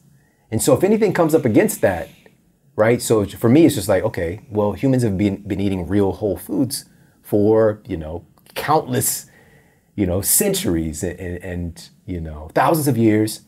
And now we got a Twinkie, right? So just like, well, maybe the Twinkie, for me, my cognitive bias is that Twinkie is probably not ideal, but I could be wrong. And I'm open because this Twinkie might have unlocked some genetic, whatever, dormant thing where we're like, I don't know, we can teleport or something. Right. I'm open to being wrong, but my bias is there. But I have to come into it with my bias and look for the ways that I'm wrong. It's hard to do, but it's like a muscle. Eventually you get to a place where it's beautiful. It's like a joyous thing. And also, when you embrace that, funny enough, like you don't end up being wrong as often because you're taking a meta perspective. You're looking at all the pieces. And so what I tend to share from is like, what does the majority of evidence say? And this is a big thing too, and I'm glad I get to talk to you about this and share this. Just about every single thing you can find that has peer-reviewed evidence on it, you can find something that says the opposite. Sure. So it's like a documentary that shows like veganism is the way, and then it's like, well, carnivore is the only way. Eating meat and liver is the way. It's like there's science and proof and evidence on both sides of the extreme. And each person, each front person for it is going to believe wholeheartedly that their way is the right way. And they're going to find the evidence that backs it. And oftentimes they're not trying to be hurtful or nefarious. That's the thing. We have to come into it with a little bit more compassion. Yes. For our teachers as well, because I know a lot of these guys, my friends and colleagues. But there's degrees of that, by the way. But also, they've seen the majority of the time they've seen incredible results with patients they've worked with. And they're trying to save lives. And it might sound absolutely harebrained and crazy to these other people over here, but that's where they're often coming from that place. Not to say that's 100% true, but here's the thing. I know that there's also a lot of people that are doing their thing and they're not getting the results that the other people are getting. Right. And this is because we're all so unique. There is no one human diet. Right. The only thing that we know for certain is a human food is breast milk. Right. Everything else we're just experimenting with. Yeah. You know what I mean? And even, this is a good segue actually, because people are we're inundated with these ideas, for example, like saturated fat being so terrible for you. Human breast milk, there's a massive amount of saturated fat in breast milk. It can be upwards of 30 to 50% saturated fat for building that baby's brain. Now, as we get older, our gates for saturated fat from our food, like I said, we have the blood-brain barrier. The gates that allow in saturated fat actually go down. But also, breast milk has a significant amount of cholesterol also. And when there's a disruption with cholesterol synthesis for babies from their nutrition, this can lead to long-term degenerative neurological disorders. Cholesterol is incredibly important. So this gets into this conversation of these three primary fats that the brain is made of that I don't think a lot of people realize. Yeah.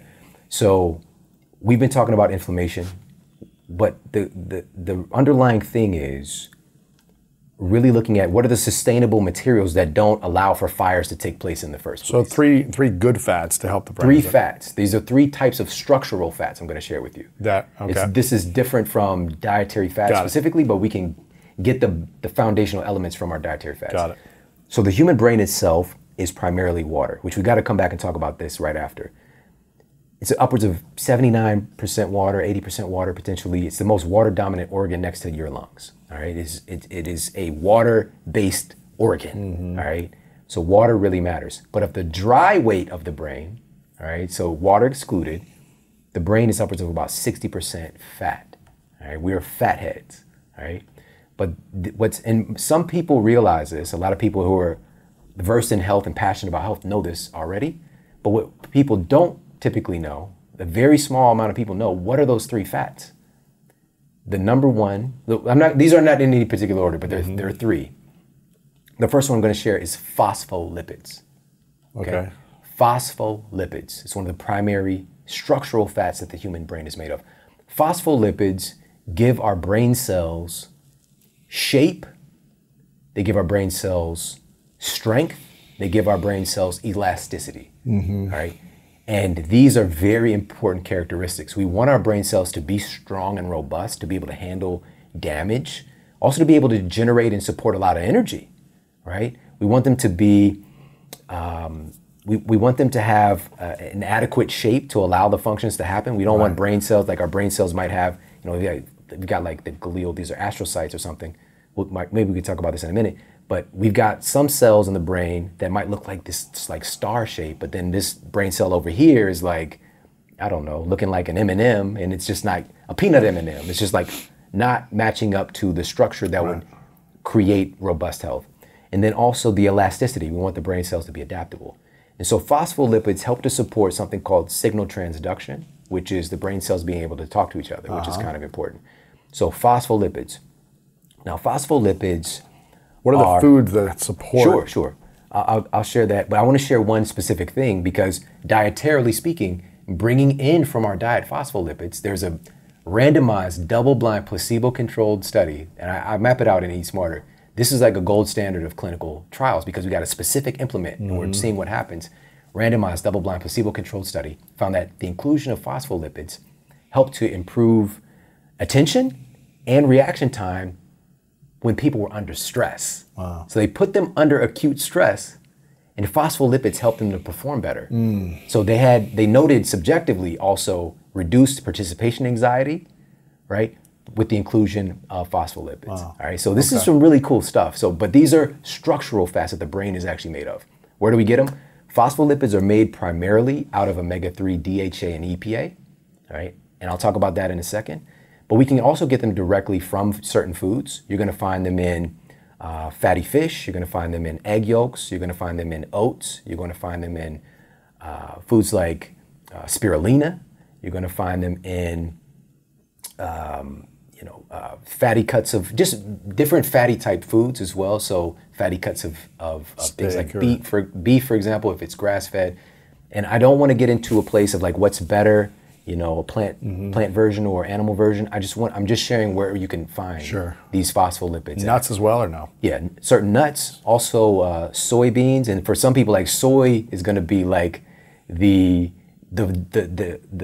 absolute Joker or Thanos of this situation. It just depends on I'm just sharing where they are. And please understand, even with the conversation of soy, I did a full description and breakdown of the science around soy in the book. What we've done with soy is not what's been done traditionally. People never ate soy dogs, soy ice cream, soy sandwich slices, soy nuggets, and soy fish. All of that. All of this heavily refined processed soy is more used in cultures. If you look at Okinawa, for example, as a little bit more of a condiment in a sense, like used to make various things. Yeah. But oftentimes also it was fermented whenever it was used primarily too. So that's a whole other conversation. So phospholipids is one. Phospholipids, but these are some dietary sources you could directly get phospholipids. But as I mentioned, they're primarily made of EPA and DHA. These are two types, docosahexaenoic acid and then eicosapentaenoic acid. So DHA and EPA. Okay, cool. Okay. And so DHA and EPA are two of the most important. These are two of the most important. Like today, I want people to proactively get yourself an EPA and DHA supplement, specifically DHA. It's that important for you. The reason for this, dude, listen to this. And again, working with Daniel Amen over the years and gleaning some of this information, but the American Journal of Clinical Nutrition had folks that include some DHA supplementation. And just within a matter of months, they dramatically improved their memory, explicit memory. So like remembering, events and things like that. And also they were able to improve their reaction time just by increasing the DHA. Now here's the other part. In the journal Neurology, they used MRIs to actually look at the brain, and they found that people who had the lowest intake of DHA and EPA had the highest rate of brain shrinkage. Oh man. All right, so what they found, the number is less than 4 grams a day was associated with accelerated brain shrinkage. Okay, 6 grams and up had the most shrink-proof brains. So DHA, EPA specifically. So where do you get that? Fatty fish, salmon roe, but also with phospholipids, same thing. Eggs, egg yolks. Yeah.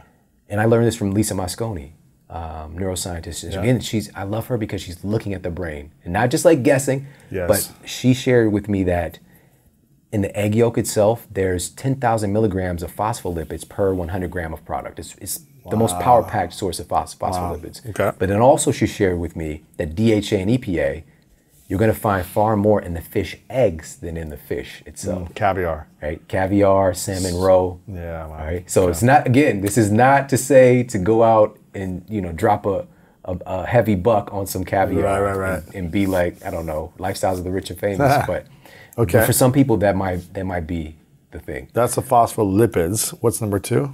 So EPA, DHA. So fatty fish, salmon, mackerel, sardines. Gotcha. We've got EPA, DHA is 2. right, and Gotcha. phospholipids too.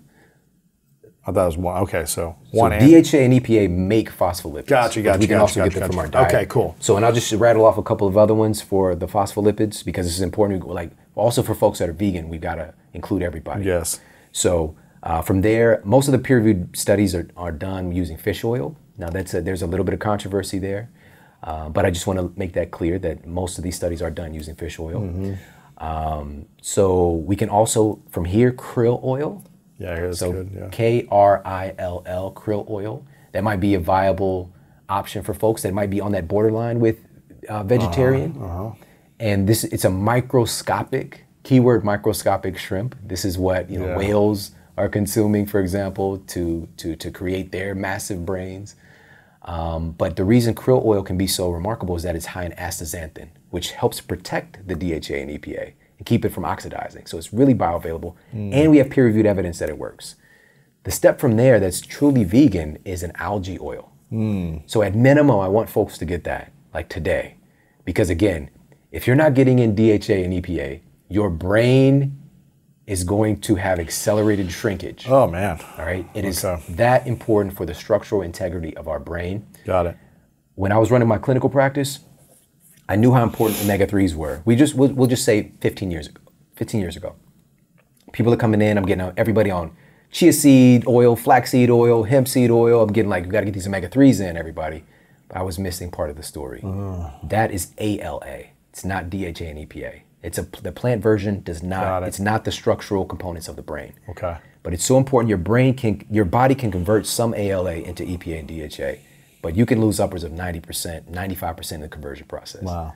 So you're gonna have to be shoveling chia seeds and hemp seeds all day to meet your needs, and it's just not, it's not viable. Yeah, okay. So this is why algae oil is so important. And of course, I love chia seeds and flax seeds, all this stuff, you can add that stuff in, but don't be mistaken that it's the same thing as DHA and EPA, because it's not. Okay. So that's number one, is these phospholipids, and number two I want to share with everybody is something called sphingolipids. How do you spell that? That's SPHINGO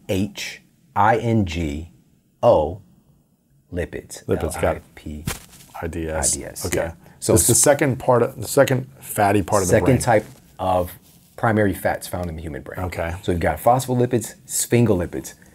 Sphingolipids really function as building blocks for our cell membranes. Okay, so this is the membrane around all of our cells. And by the way, this isn't just for our brain.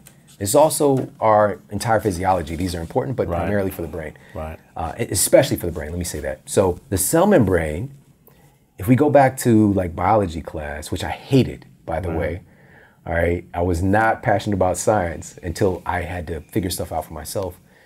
But we're taught that the nucleus is the brain of the cell. All right, this is where all the intelligence is.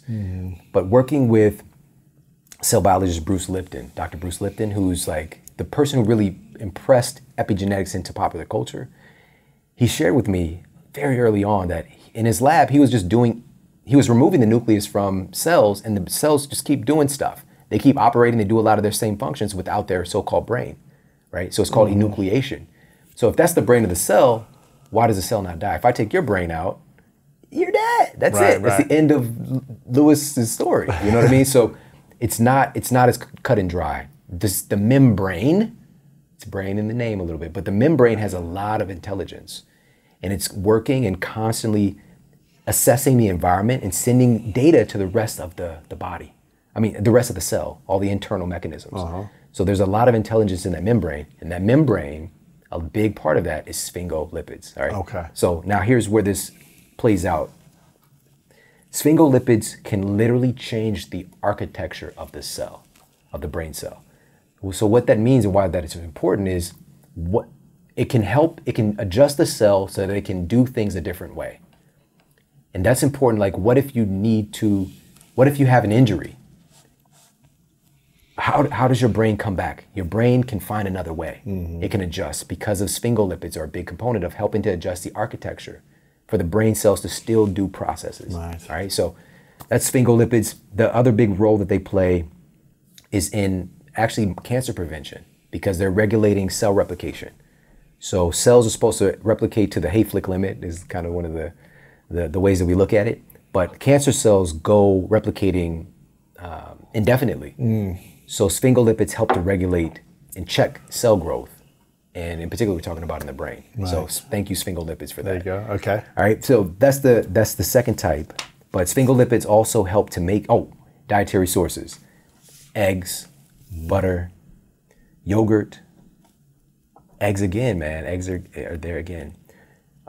Cream, beef. Funny enough, rice and sweet potatoes as well have some interesting amounts of sphingolipids.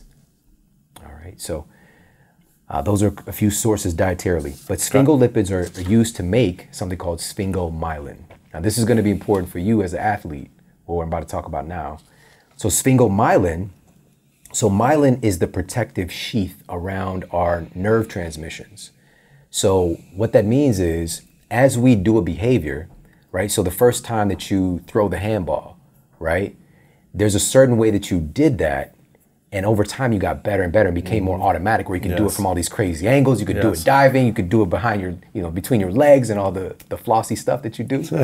But the thing is, over time, as you're doing the thing, more and more myelin is getting laid down over that nerve transmission, basically insulating it and making it fire faster. All right. So this is how Steph Curry, for example, the first time he's shooting a basketball versus what he can do today, he's laid down more myelin where the nerve transmission is automatic, and he can do it from all these different, anytime, anywhere, right? So same thing with swinging a golf club. It's not practice makes perfect, it's practice makes permanent. All right, so the more you're doing this thing, you're laying down more myelin, right? So it's really, really important for everything, not just for athletic performance, but everything that we do. Sure. Sphingolipids help to make sphingomyelin, but myelin is combined, the sphingomyelin works with the third type of fat that the brain is primarily made of, which is cholesterol. Wow. Right? So cholesterol is the third one. Okay. And this is another... Of the brain. Yes. It's another dirty word, apparently, in nutrition, unfortunately, because things have become so black and white. But cholesterol is so important for the brain that the brain actually makes it itself. The brain is the most concentrated area of cholesterol of anywhere else in our body. About 20% of our cholesterol is located in our brain. Wow. It's just making it on demand because it's so important. And cholesterol is actually, for me, I'm like, well, how the hell does the brain do it? If it's making its own cholesterol, how does it do it? It's the astrocytes. I briefly mentioned them earlier. They're these star-shaped glial cells. And they can be connected to like 2 million different synapses for different neurons, and just they're making some magical stuff happen. But anyways, with these astrocytes, they're one of the places that we believe are primarily making cholesterol for the brain. Wow. Because it's so important. And so obviously building blocks of cholesterol we can get from our food, but as I mentioned, your brain is primarily making it itself. Why does this matter? Last piece is cholesterol is a big component. It's primarily working with your myelin. And if you're not, this is also seen in like MS, for example. There's issues there with the myelin sheath, right? So this can lead to different health issues, but also it can improve our performance when we have the building blocks to make these compounds. So I know this was a lot, but just understanding these different 3 types of fats, how important they are for making up our brain. Our brain is made of this stuff. We got to get out of the politics about which food is better than other, what dietary framework, and just look at what have humans been doing the longest? What does our brain require? What are the foundational elements for that? And just focus on what's best for us. Experiment, have fun, share, teach, have a good time, and let's get our families healthier. Oh man, a lot of information here. And you have even more in your book, Eat Smarter. Use the power of food to reboot your metabolism, upgrade your brain, and transform your life. Make sure you guys get a few copies of this. There's more in stock now. We as a community, everyone's sold out on them quickly. We bought them, so you got to make sure you guys buy a couple more of these. If you want recipes, if you want the research, the science, everything. If you want to learn the guacamole that I had and enjoyed for the first time in my life, it's in here. It's amazing. Lots of good stuff in here. So thank you for putting this. You have to give me some of these notes that I can put in the description on YouTube as well, so that people have the kind of the footnotes for all this stuff. So I have a lot more questions, but I think this is a lot to digest for people. So we'll leave you guys with this, unless there's anything else you wanted to add here for this interview. I mean, the big thing for me is, I'm so grateful for you, man. Like, if people who haven't had the chance to actually hang out with you and to, to eat guacamole together, like you are the real deal, man. Thanks, brother. You're such Thank you. a great human being, with the biggest heart. And the thing that I admire most about you is that, you're passionate about learning and connecting. You are the most incredible connector of humans that I've ever met as thanks, well. Man. So many great people in my life because of you. And being here with you today, for me, is just a big part of the mission that we both have, which is to get people feeling empowered. Absolutely. Right now, when there's so much information that is disempowering, and help to not just balance it out, but to create a tipping point to where we can really become healthier as a culture, where it's not the exception, it's the rule. And I believe that we can do that in our lifetime. But it starts with us. Not the education is one thing, but it's finding a way to fall in love with it. And finding that thing that connects with you. It might be through food. That might be your bridge. It might be through dance. It might be through handball. It might be through, it might be through sleep. Maybe you got a passion, like you found a passion for sleep. But we've got to find a bridge to get our citizens healthier, because truly right now we're the sickest society in recent human history. And we're also, with all of our advances, this should not be the case. But what it really is just creating the bridge for people to get educated, to feel empowered, and to make this the norm. So I just want to ask everybody to make sure that they, take something and apply it. We don't want to just be human filing cabinets. Right. And also share what you learn with somebody else. Look out for somebody, give them a word of encouragement. We can use that more than ever today. Absolutely. And I think the greatest thing you can do is be the example for the people around you by setting the example for yourself, how you show up, how you change your habits, how you change the way you think, the way you talk, the way you take care of your health, the food choices, the activities you take on. Doing that will inspire people around you to start asking questions. Hey, you look like your energy is different. You're more magnetic. So start attracting people by your example. I think that's a great way, and make this the standard, not, what is it, 60, 70% is obese right now? It's like, let's get that to 50%, and then let's get it even more. That would be incredible if we could reverse this, what is this? What do you call this? An epidemic? Multiple epidemics under one umbrella. Chronic diseases, obesity, fear, all this stuff, right? It's just like, if we can reverse some of these things. We're so much better than this. We are. We're so much bigger than this. We are. But we have to realize it. Is it just laziness, you think? I feel like we know, eat better. Like, don't eat this, we should eat this, work out. I feel like people understand that. Do you think it's laziness? Is it just... Even that word is very inflammatory. Even that word is inflammatory, because absolutely can be a component. But where does this come from? It's the low energy from the way that we eat. It's the low energy from the lack of movement. It's the low energy from the messages we're taking in. There's so much right now that is unfortunately designed to keep us in that low energy state. People know about, this. There's been big movements now towards having a better relationship with social media. There's films like, The Social Dilemma, for example, and demonstrating how people are behind the scenes working to control you and keep you distracted from being your greatest self. It's crazy. So we can't just say it's this one small thing. It's really a societal issue. Yeah. And it still goes back to empowerment, because we tend to think that we are making the decision about being on our phone, for example, all day, But in reality, there are forces that are working to keep you separate from your greatness. There are some influences for sure. So you gotta protect your mind, protect your habits and everything. Make sure you guys get a copy of this, get a few copies, give it to some friends, spread the message of health, wellness, all the good stuff, eat smarter. Shawn, you shared your 3 truths in the previous episode, so if you guys want to see Shawn's 3 truths, check it out there. But your final, before I ask your definition of greatness, I want to acknowledge you for constantly showing up, man. You're one of the most dedicated researchers I know in this space. Constantly obsessing over the research, the science, finding the holes in the information out there, and then giving us the answers. So this thing is chocked with pages of cliff notes at the end with all the research as well, citations and everything. So make sure you guys check this out. Again, appreciate you for always showing up, man, and being a representation of the way your background, the way you look, your attitude, and how you can kind of attract more people to this information as well. So appreciate you. My final question, what's your definition of greatness? My definition of greatness is just going off of what you just said, being the model, being the example, the greatest example that you can give, or the greatest way to teach, is being it. Absolutely. You know, because when you walk into a room, you are a demonstration. You change that energy in the room that you walk in, as we talked about earlier with that tube Taurus. You know, so being the model, and you can help to uplift and bring a light into dark places. You know, and also, as we grow ourselves, we become less influenced by the negativity around us as well. I know you've noticed that in your evolution too.